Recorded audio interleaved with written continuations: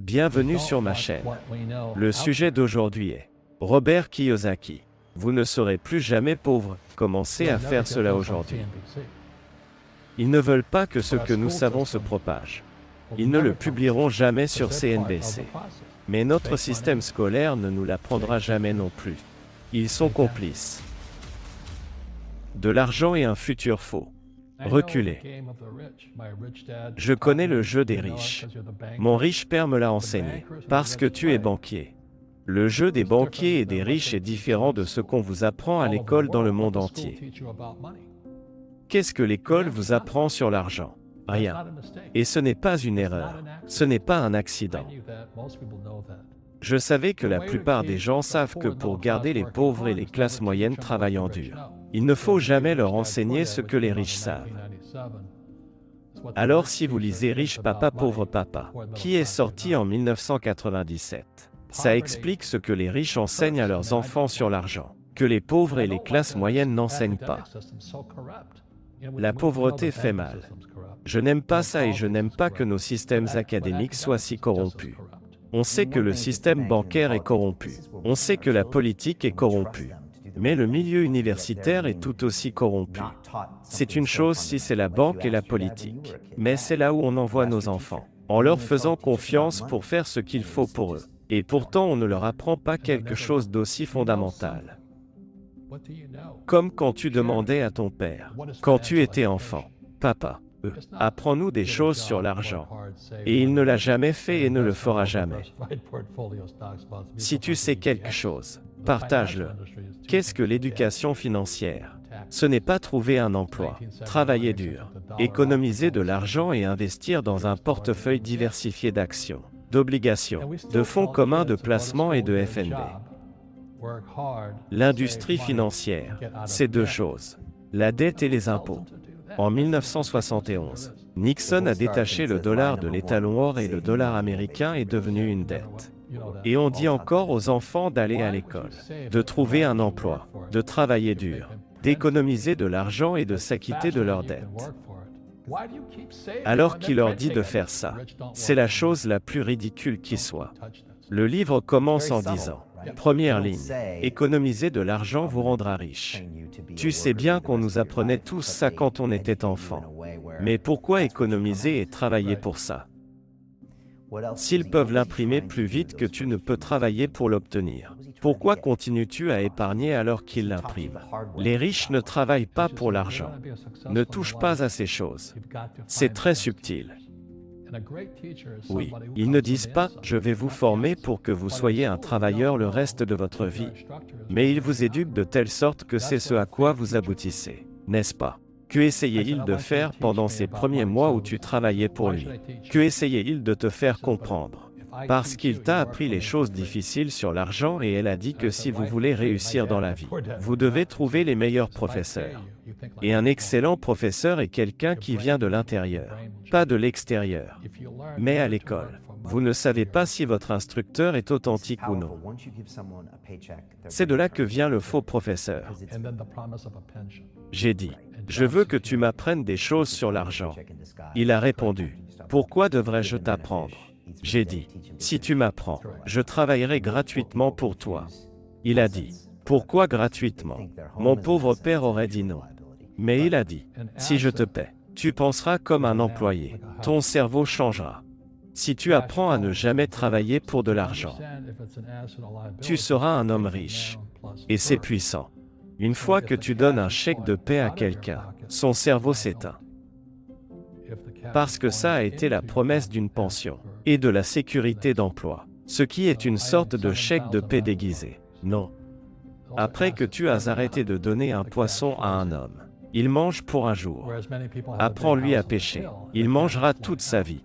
Et la plupart des pauvres confondent les actifs et les passifs. Ils pensent que leur maison est un actif, alors qu'elle est en fait un passif. Un actif est un nom, comme une maison. Le flux de trésorerie est un verbe. Donc, pour comprendre si c'est un actif ou un passif, il faut un nom plus un verbe. Si l'argent sort de votre poche, c'est un passif. Si l'argent entre dans votre poche, c'est un actif. Donc je possède 7000 propriétés locatives qui sont aussi des actifs. Chaque mois, l'argent rentre, tandis que de nombreuses personnes ont la grande maison sur la colline et l'argent s'en va. En ce moment, ils font faillite. C'est une question d'état d'esprit. L'autre chose que les pauvres ne comprennent pas, c'est que la dépense numéro 1 pour la plupart des gens, ce sont les impôts. Et pourtant, nous ne le voyons même pas. N'est-ce pas bizarre? Vous vous promenez, vous regardez votre fiche de paie et vous dites « ça n'a pas l'air juste » et vous ne réalisez pas que le gouvernement a mis la main profondément dans votre poche et que vous ne faites rien pour minimiser cela. Encore une fois, c'est ce qui distinguait vraiment les riches des pauvres. Les riches ne travaillent pas pour l'argent. L'impôt est leur dépense numéro 1. Voyez-vous, il existe 3 types de revenus. Gagné, de portefeuille, passif. Le revenu gagné, c'est si j'ai un emploi. Le revenu de portefeuille, c'est si je suis médecin ou programmeur, car je travaille pour ça. Si j'achète une pomme à 10 $ et que je la revends 20 $, c'est un revenu de portefeuille. C'est du revenu de portefeuille, des gains en capital. Mais le revenu passif, qui est un flux de trésorerie, n'est jamais imposé.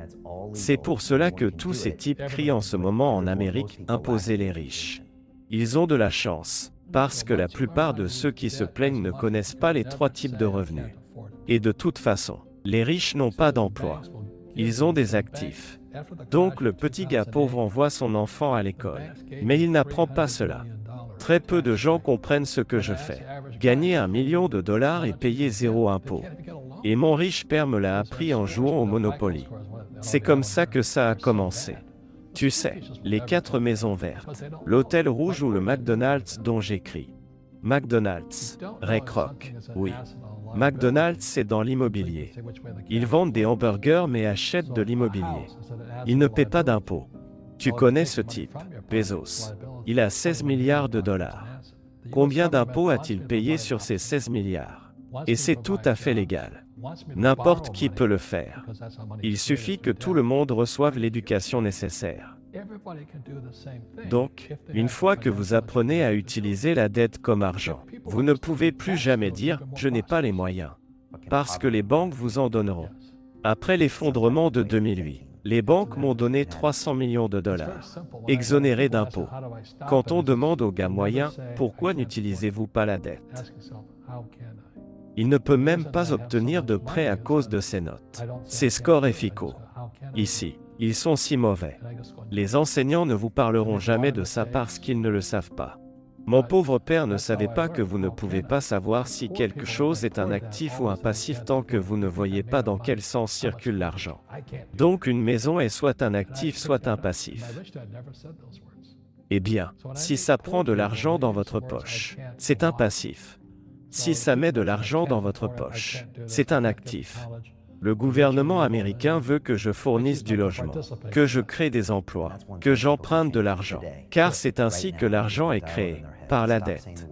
J'obtiens d'énormes réductions d'impôts. Tout le monde peut faire la même chose s'il a reçu l'éducation financière pour le faire.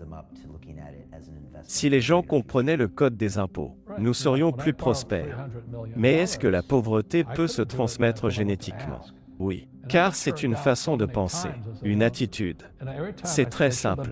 Quand les gens me demandent comment arrêter, je dis juste de ne jamais dire « je n'ai pas les moyens ».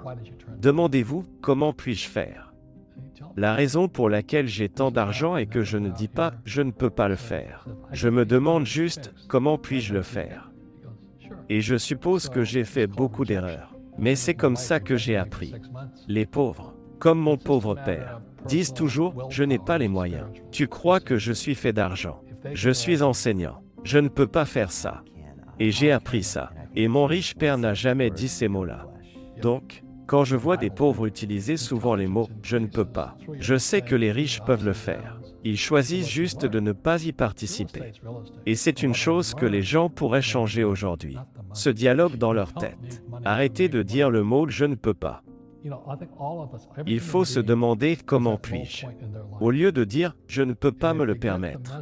Parce que cela les amène à le voir comme un investissement dans un meilleur avenir. Tu sais, quand j'ai emprunté 300 millions de dollars, je ne pouvais pas le faire au début. Quand j'ai demandé, on m'a refusé tant de fois. Chaque fois que je montrais l'envers de mes états financiers, ils disaient désolé. J'ai dit, rendez-moi service. Dites-moi pourquoi vous m'avez refusé. Vous sortez les chiffres ici pour que je puisse les régler et ensuite je peux revenir vous voir. Pas de problème. Donc on appelle ça le rejet. Comme quand ma femme m'a rejeté pendant 6 mois. C'est juste une question de volonté personnelle. C'était un signal spirituel, s'ils peuvent le faire. Je peux le faire. Et comment puis-je? Comment puis-je? Je pense que vous avez dit un jour que les mots deviennent chers. Oui, c'était dans la Bible. L'intelligence augmente à travers vos erreurs, à travers les hauts et les bas de ce que vous avez appris. L'immobilier reste de l'immobilier. Ce que j'ai appris m'a enrichi, pas l'argent. Vous n'avez pas besoin d'argent pour gagner de l'argent, vous savez. Je pense que chacun de nous, chaque être humain, traverse une passe difficile dans sa vie. Et s'ils reçoivent le message, une nouvelle vie commence. Si vous ne recevez pas le message, vous continuez à descendre. Je me suis enrichi parce que je n'avais pas besoin d'argent. Je pouvais utiliser cela pour gagner de l'argent. Mais comment suis-je arrivé là? J'ai fait beaucoup d'erreurs. Les gens ont peur de commettre des erreurs et d'échouer. Très bien, tellement de gens piégés dans le même traquenard.